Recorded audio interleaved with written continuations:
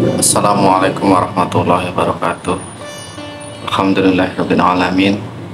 Wa bihi nasta'inu ala umuri dunya waddin. Assalatu wassalamu ala asyrafil anbiya'i wal mursalin wa ala alihi wa sahbihi ajma'in. Berikut adalah kata-kata bijak dalam Islam. Sayyidina Utsman radhiyallahu anhu mengatakan bahwa ada 4 perkara zahirnya merupakan keutamaan, sedangkan batinnya merupakan kewajiban. Yaitu yang pertama, bergaul dengan orang soleh merupakan keutamaan, sedangkan mengikuti jejak langkah mereka adalah kewajiban. Yang kedua, membaca Al-Quran adalah keutamaan, sedangkan mengamalkannya adalah kewajiban. Yang ketiga, ziarah ke kuburan itu merupakan suatu keutamaan, sedangkan menyiapkan diri untuk hidup sesudah mati adalah suatu kewajiban. Yang keempat, menengok orang sakit itu adalah suatu keutamaan, sedangkan memberi nasihat kepada orang yang sakit agar bersabar adalah kewajiban. Hal itu sesuai dengan sabda Nabi SAW, al-mahrumu man hurimal wasiyah. Orang yang terhalang untuk mendapatkan pahala dan kebaikan yang besar serta terhalang dari kemaksiatan adalah orang yang terhalang untuk memberi nasihat. Sayyidina Ali radhiyallahu anhu berkata, barang siapa merindukan surga, niscaya ia bersegera melaksanakan kebaikan.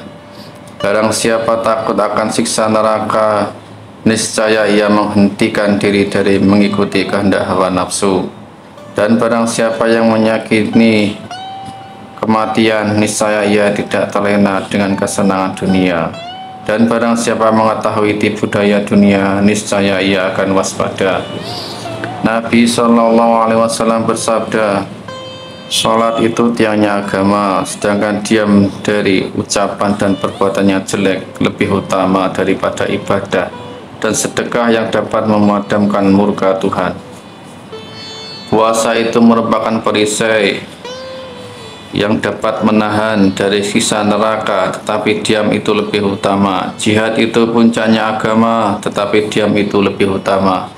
Diam dari ucapan dan perbuatan yang jelek adalah ibadah yang paling tinggi.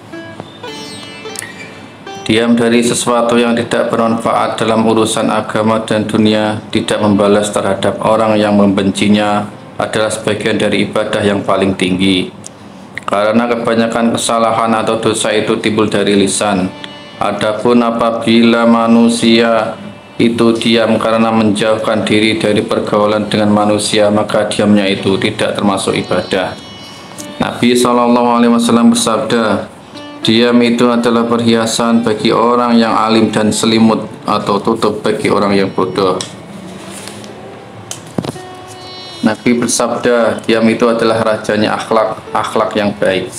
Nabi bersabda, diam itu mengandung hikmah yang banyak, akan tetapi sedikit orang yang melakukannya. Oleh karena itu dikatakan dalam bentuk syair atau bahar khafik sebagai berikut, wahai orang yang berlebih-lebihan, kurangilah sedikit, sungguh sifat berlebih-lebihan itu telah mewabah demikian luas. Sungguh engkau telah mengambil bagian dari sesuatu yang jelek. Oleh karena itu sekarang diamlah apabila engkau menghendaki kebaikan. Diriwayatkan bahwa Nabi SAW telah bersabda, jihad yang paling utama ialah memerangi nafsu dan kehendak hawa nafsumu karena Allah. Dikatakan Allah telah memberikan wahyu kepada seorang nabi dari kalangan nabi-nabi kaum Bani Israel. Allah berfirman, diamnya kamu dari kebatilan karena aku, karena Allah, sama dengan berpuasa. Kamu melihara anggota badanmu dari hal-hal yang diharamkan karena aku, sama dengan sholat. Putus harapan kamu dari makhluk atau mengharapkan bantuan orang lain karena aku, pahalanya sama dengan pahala sedekah. Terpeliharanya kamu dari perbuatan yang dapat menyakiti hati sesama muslim karena aku, pahalanya sama dengan pahala jihad.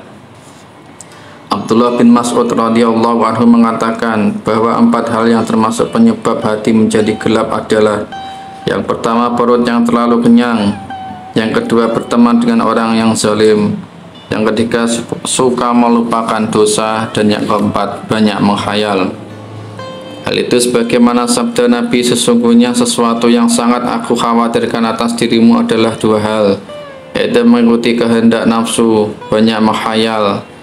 Mengikuti kehendak nafsu sebenarnya menjauhi kebenaran, apapun banyaknya lamunan mendorong seseorang untuk mencintai dunia.